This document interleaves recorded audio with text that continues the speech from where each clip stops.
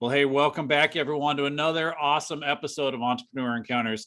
I think you're going to love the guest I have on today. But before we dive into that, let me let you know who I am. I'm Brent Hefwas. I'm an entrepreneur coach and business catalyst. And my goal is to help you get deeply rooted and understand what it takes to get your business growing, accelerating, and earning profitability. So with that in mind, that's why we're doing Entrepreneur Encounters. I want you to meet other entrepreneurs who are a little bit further down the road than some of the rest of us are. And hopefully we can learn something from their journey. We can learn about their successes. We can learn from their struggles. But whatever we do, we have to keep meeting other people in order to succeed. And that's why I'm really honored today to be able to have Chrishella Roche on here with us. There we go. Sorry about that. Creative director and founder of VIBEZ Creative Art Space. She's been, I've known her for a number of years, been privileged to work with her as she's been able to launch her business and continue to grow it and expand. And I think you're going to love some of the things she has to share. So without further ado, Chrishella, thanks. Welcome to the show. Hey, thanks for having me. Awesome. Hey, let's just start out. Tell us a little bit about yourself and your business, please. So as stated, I am Chrishella Roche, creative director and owner, founder of VIBEZ Creative Art Space. It's been almost 4 years now. March 22nd will be the start of our 4 years. But before that, I started taking some business classes because I learned about myself that I had like a passion for art. While I was living overseas, I lived in Abu Dhabi for 3 years. And while I was over there, I got to see a lot of art and I started to practice art. I'm a fluid artist or an acrylic pouring artist.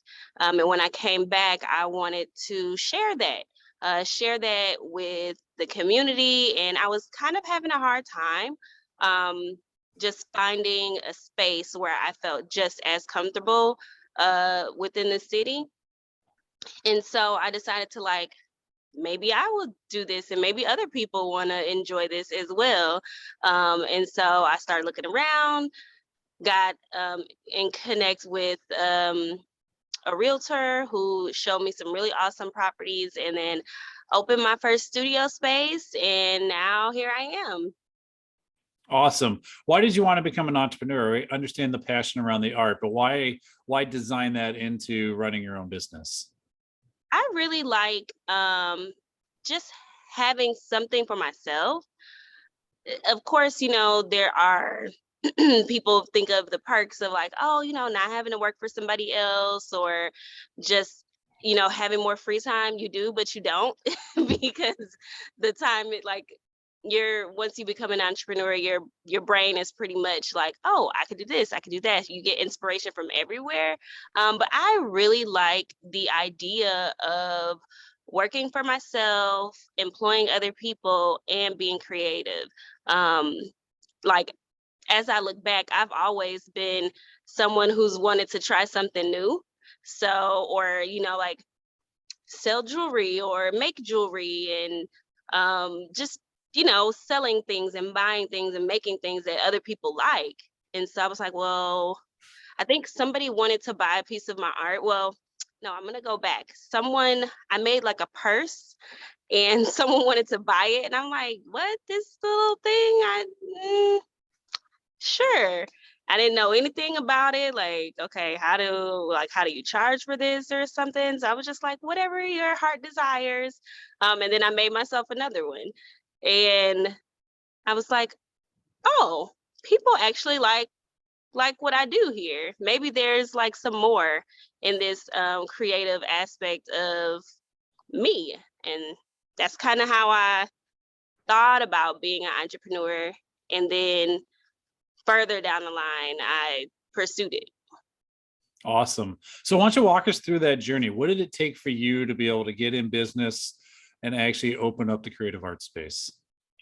So for me, like I said, I didn't really know much about being a business owner or entrepreneur.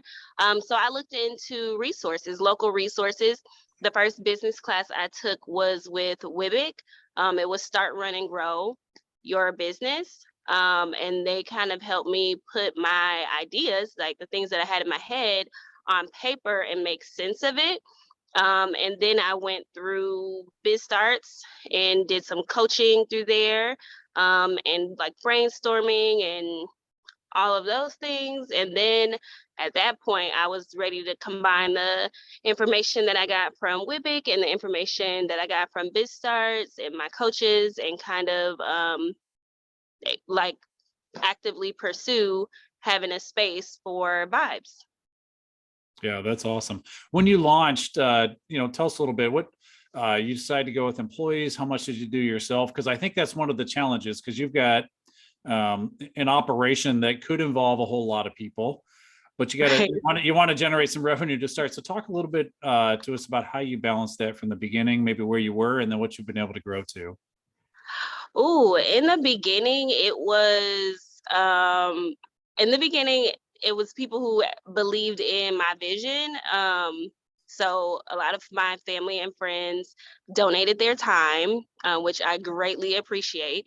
And then I wanted to bring on some employees, and factoring that into like your daily numbers was super important, because I was worried, like, I don't want to hire someone and not be able to pay them, Yeah. because that would be bad. So I crunched the numbers. So initially I was like, okay, well, what is something that I can realistically do? And I said, okay, well, what is the minimum wage? I know that's not a lot, but at the time, that's what I knew I could do. So I did minimum wage, factor that into like how much I need to make per day in order to like meet the basics, which is like rent, utilities, and employees. And then went from there. I found a program through the Milwaukee Urban League, called Transform Milwaukee Jobs, where they will train, they not train, they will allow people to work for you as long as you train them in the areas that you need, and they will pay up to minimum wage. So that allowed me to do minimum wage plus whatever the amount that I wanted to add to paying them. So essentially I could pay like $10 or $12 an hour, but without that program, I would have not been able to do that. And then after a year of them working with you, you can bring them on as an employee for yourself, not through the program, but you basically get 6 months to a year of training that the program will pay for, and then you can bring them on as an employee through your payroll, which was very helpful. And there are programs like that throughout the city of Milwaukee, which is really awesome. Oh, that's great that you were able to tap into that program and leverage it. And it sounds like not only train some people up, but be able to pay a little more of a sustaining wage than your budget might otherwise have been able to handle. Right. Yeah. How did you identify that this was something that people wanted to pay for? How did you find that problem that you knew folks wanted? Well, when I was looking myself, like when I moved back from Abu Dhabi and I was looking for space to paint and just enjoy my my space and my time out, I fell into the problem of being either the only person of color or the only Black person, sometimes the only younger person. Um, and so I would feel uncomfortable because I would like, okay, is this a space where I'm welcomed or am I just tolerated? Um, and so it was a problem for me.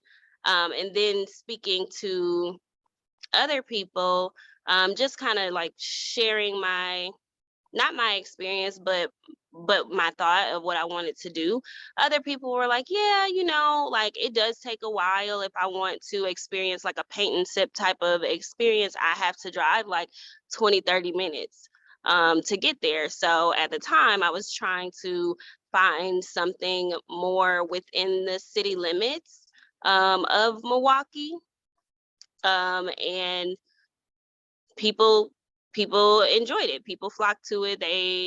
It proved itself. I wasn't really sure because I was like, maybe I'm an anomaly, like maybe I'm an outlier and this is only affected me, but people ended up coming in. But it did take some like market research, figuring out like, okay, how many people within a certain age range or demographic like live in the area, how many people are from like actually from Milwaukee and live in the area, how many people have kids and would bring their kids, you know, to a space like this. So it took some research, which I learned how to do through my class at WIBEZ, and then just talking, like boots on the ground, talking to people, seeing what people were interested in. There are so many different outlets like polls on your Facebook stories or Instagram stories, just kind of seeing what people, you know, were interested in and what they wanted. Oh, that's amazing. So then you ended up launching. Talk to us about how you adapted the business model along the way, because nothing ever stays the way we planned it up. We always have the bad habit of running into reality and got to come up with a slightly different plan. Oh man, so yeah. Um, One thing I didn't mention was that my background is in education. I have a degree from Alabama State University in elementary education. So initially, when I moved back after college, I was a school teacher. Everybody knew me from being a school teacher. I either like taught their kid or worked at a school, did after school program, something like that. And for me, in the beginning, it was more so because I wanted to gear things towards young adults or young professionals, which technically is like between 21 and 42, something like that. I was struggling with people only associating me with youth because that was my field and that's how they knew me. And then this space where I wanted it to be more so for adults, and people were looking for more like child programming or kid programming because that is how they knew me. And that wasn't necessarily my focus at the time. And so I've had to like make some changes, add in some youth-centered activities and classes, and open up classes for youth and kids and birthday parties and stuff like that, which was not originally in my business plan, but it was what people wanted, and it was something that I was able to do. So here we are. So talk to me a little bit about how you did. So you ultimately added some additional programming for youth. How did you pivot your brand to get people to understand, hey, look, what I'm starting here is more that younger professional group, that 21 to 42 demographic that you outlined. How did you work on shifting people's perception of that brand? Well, I reached out to some of the young and professional organizations within the city, invited them to host events at my location, whether it be like a paint party, a poetry night, a networking event, or to just come and check out the space. I reached out to them. I shared more collaborative opportunities and like just shared it on our social media a lot, and just let people know like, hey, we also do this. We also have um networking events or poetry nights or book club, like things that were more interesting to the young professional realm of things. Well, I mean, I think that makes sense. Understanding your audience, reaching out wherever they're at, and then choosing to, find a way to invite them in and enjoy your space. Was anything holding you back? What type of obstacles did you run into along the way? I'm sure in getting into 4 years of business, I'm sure you've run into a handful. Yes. Financing was like the biggest thing. And you think you're like, oh, I've saved up some money and I have a quite a nice amount, but that money goes so fast. Initially, like let's let's just say like an example. Let's say you save up like $15,000. Well, that's really just rent for maybe the year. That's like rent for maybe the year.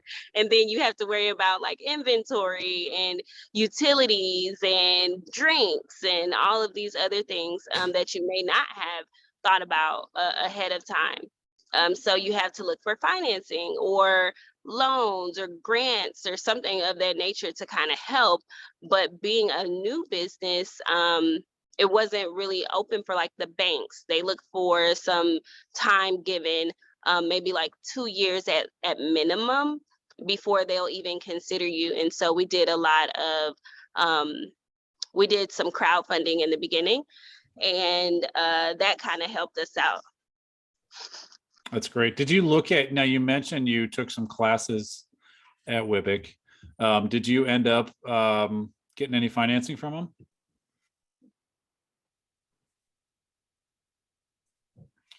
Yeah. So I mean, did WIBIC end up being successful for you, or did you, to walk us through that process, I guess is what I'm looking for here. So I really enjoyed the Start, Run, and Grow class with WIBIC. They really do a deep dive in helping you create a like a lengthy business plan, because they go like into a lot of detail. And then they will review it, and then once it's approved, meaning it has all the details and you've done a really good job at breaking down your numbers and looking at your market, they will have a ceremony for you, and like you've been like approved, you've completed the program. And if you need more time to complete your business plan, they'll allow you more time. Now, afterwards, WIBIC was very helpful in, there's a program called Kiva, and they were very helpful. That's the first area in which I did like some crowdfunding. With Kiva, you have to have like a community sponsor. And because I had done the Start, Run, and Grow program with WIBIC, they were happy to be a sponsor for me with the Kiva loan. At the time, you could get like up to, I think, $10,000. And now, since the onset of COVID, I think they've doubled it to like 15 or 20, depending on, your area and what you actually need to get your business up and running. And so they were a sponsor for me with Kiva, and I love how that worked. You get you get your supporters to give, and once you reach a certain amount of supporters that have given, the organization will jump in and share your information with their network to help you reach your goal faster. So they were very helpful in helping me with the Kiva loan process. And then the repayment process through Kiva was actually very, very easy. It's for those who don't know, Kiva is it's like a zero interest loan. So you get 3 years to pay it back once your loan has been fully funded, which was very helpful because the interest on loans alone can be astronomical. Yeah. And so you were, the model is basically you've got to generate social proof and get enough people in your own network to believe in you, to invest in you. And that's sort of the idea, is that if you can't get your best friends to believe in you, why are we going to propagate it to the world? But once you hit that threshold, you've hit that social proof, get it out there. And it sounds like you were able to complete a round of funding there. So that's amazing. What other resources and means did you need to bring in order to make this happen? I think, or maybe we didn't touch about it yet. You came in this full time? Did you have a side job? Like, help us understand what that framework looks like, how you tackled this. So initially, when I first started, I had a job. I was working at a nonprofit, and after about, I will say maybe almost a year of working the nonprofit and working the business, I decided that it was time for me to do the business full time. It was a very tough decision because I had to figure out, like, okay, at the time, I was not paying myself, and I don't recommend that. Absolutely figure out a way to pay yourself. But in the beginning, I was not paying myself. But knowing that I had a job elsewhere kind of made it easier for me to make sure all of the money went towards paying other people and making sure the business stayed up. Um, Once I made the decision to work full time in my business, I had to make sure that I was able to pay myself an hourly wage as I would pay anybody else. Um, so that was a little bit tough. Did I answer your question? I feel like I'm just talking. Well, you know what, I'm thinking about what else you had to bring in. You know, maybe you had some personal supplies. You mentioned that you already tapped friends and family. We're just looking for all the resources and means, because sometimes there are a few things other than dollars in the bank account, although those are important. There may be some other things, some intangibles even, that help you. Oh yeah. Like signage can be very expensive. I think the sign we just recently got was like it was over $1,000, right? But with me, like our signage can change weekly because we have different events like every week. That can be very expensive. So what we've done is we created our signage, all of our signs, whether it's a price tag, an information board, anything like that. We make those in-house. So that adds a little bit of character. We also use free resources like Canva, um, Business Suite through Facebook because you can, do Facebook and Instagram at the same time. Hootsuite lets you like schedule out posts, social media posts, and MailChimp is how we kind of stay connected through like email with our supporters and people who have maybe had come to a party or something, a paint party. We use all of these free resources because one, they're really good. Two, it definitely saves money. And three, why not? It's there for you. It's there for you. You might as well use it, and it's really good. And eventually, when you are able to get that annual subscription, you can do it. But like Hootsuite, I think they give you like 30 posts per month free across all platforms. You can connect LinkedIn, you can connect Facebook, Instagram, Twitter.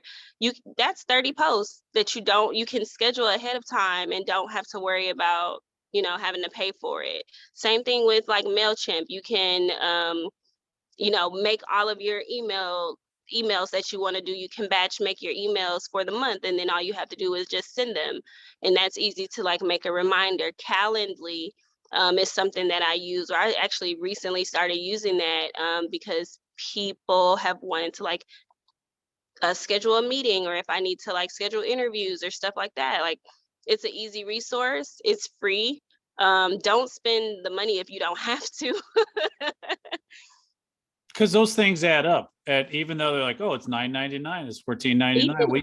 You add all those up, and all of a sudden you're dropping $100 a month that you could be maybe deploying somewhere else. So right, even on our website, like if you visit our website, which I suggest you do, www.vibescreativeartspace.com, check us out.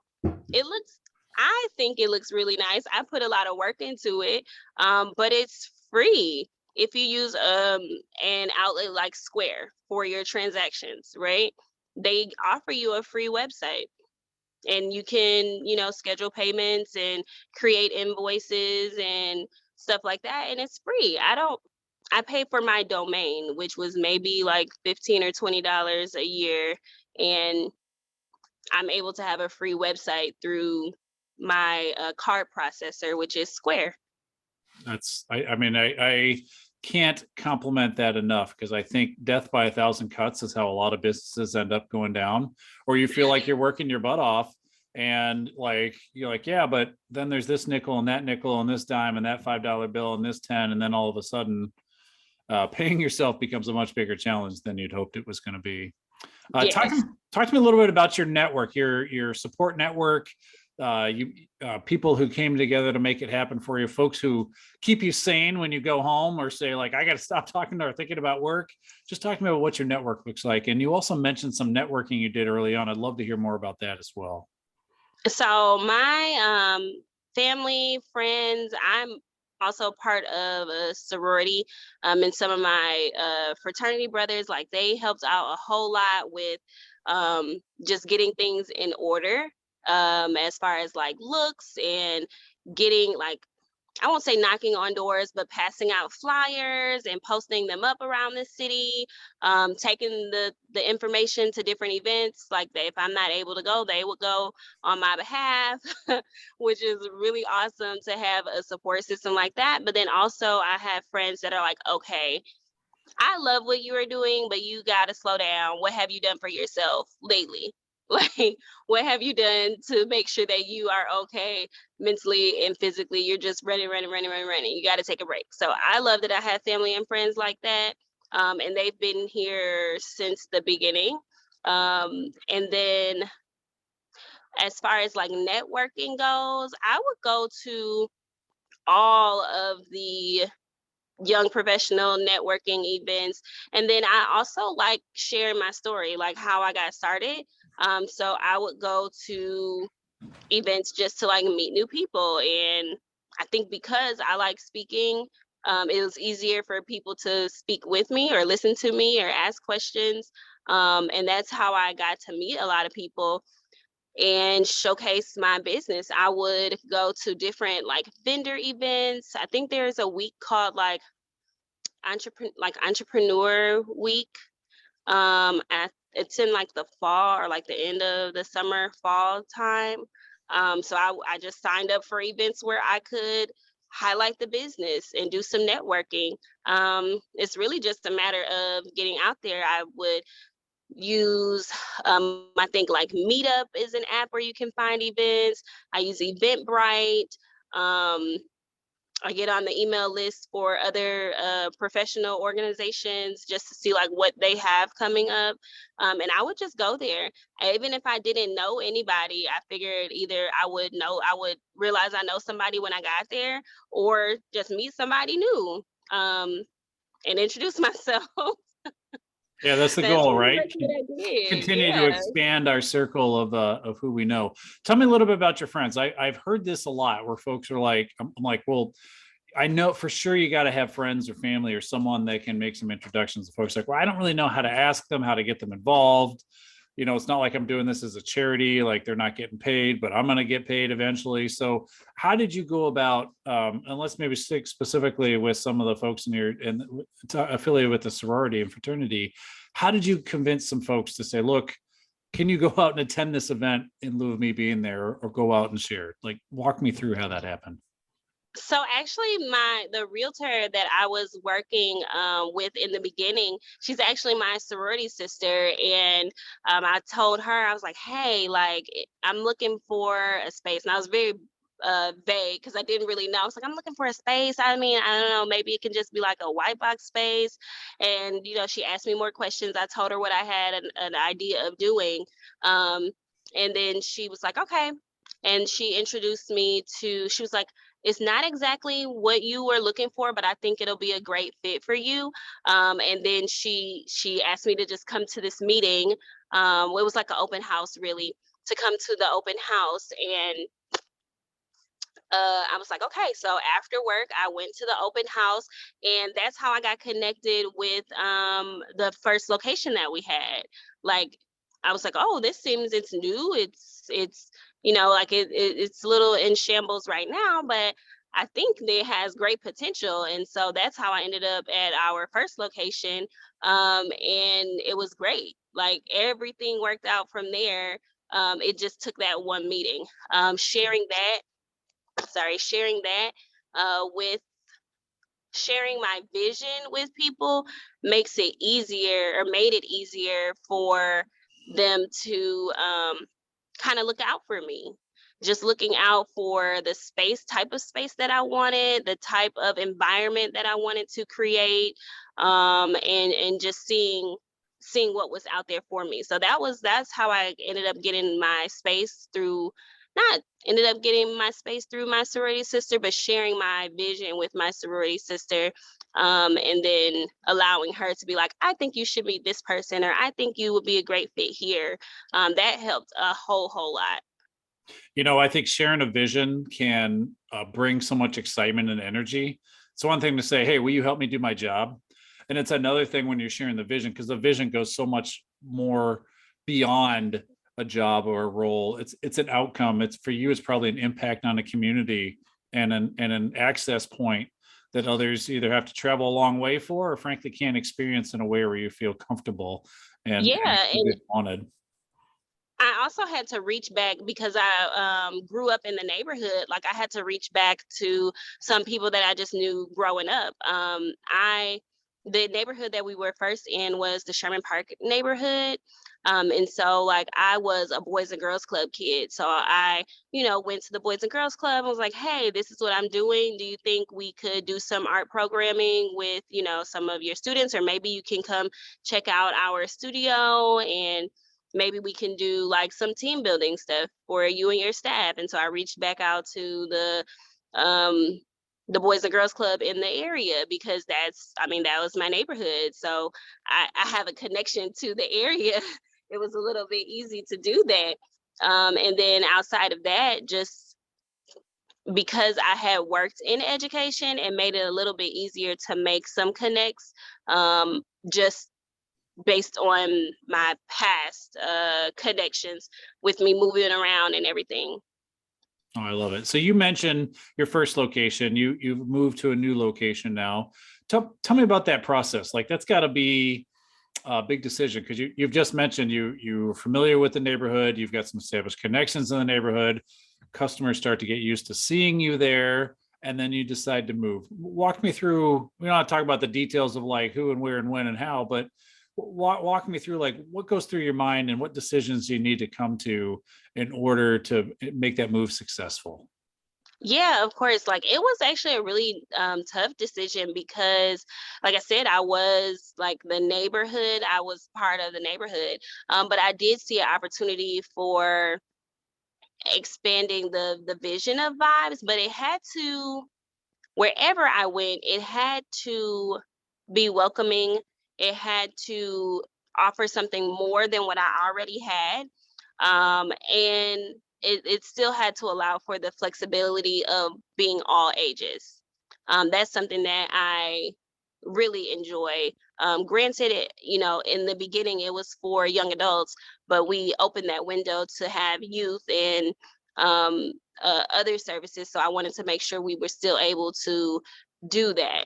And so the space where we're at now, we're now inside of a Southridge Mall on the second floor. We have more space there. When I say more space, I mean there's more square feet here. And then we're also able to highlight or showcase all of the things we do at once, because there's more space. And so it was a tough decision, but in the long run of things, the long scheme of things, it worked, because we were able to afford it. We were able to gain more space, and then still highlight the things that we enjoy, which is art through different arts, crafts, DIYs, and one-on-ones. So yeah. Awesome. How have you persevered? A few years sometimes seems like a couple of decades. When you're running a business, it can kind of drag on you. How have you persevered through the challenges, the obstacles, the pivots, and all the changes that have come upon you? I faith. I don't know. But it has it's definitely been a challenge. Everything has not, as entrepreneurs, people from the outside, they only see like the good stuff, which is cool, because you want to share the good stuff, but sometimes it can be a little difficult. Sometimes, especially like when COVID hit, there were times where we did not have any foot traffic throughout the space. There were times where we did not have enough sales, to like cover the easy stuff. Um, and so we had some rough some rough times, especially throughout COVID. And thankfully, like now we're getting back into the swing of things. I think people are getting a little more comfortable, but there have been times where, and you don't hear about it on social, because how do you put that out there, aside from asking people to assist, as far as, coming, and even if it's just making a post or telling people about what we have going on, those little things help small businesses in general, because we don't have those funds to create like big major commercials and platforms. So those like likes, shares, mentions, those are all very beneficial and help in the long run. But when there are times where we've had slow months, man, sometimes we do a lot of like revamping. Okay, well, this didn't work. What can work? What has worked in the past? What can we revisit? How can we revamp this activity so that it seems like it's something new, although we may have already, experienced something like it? It's just a matter of just constantly revamping, and sometimes just taking a break. Like, thankfully, I have people on my team that will allow me to take a real break. And when I say that, I mean, no social media, no emails, no phone calls, no meetings, no nothing. And let me just take the break that I need to take. Oh, that's awesome. Tell us a little bit about your brand and what you want people to know about you.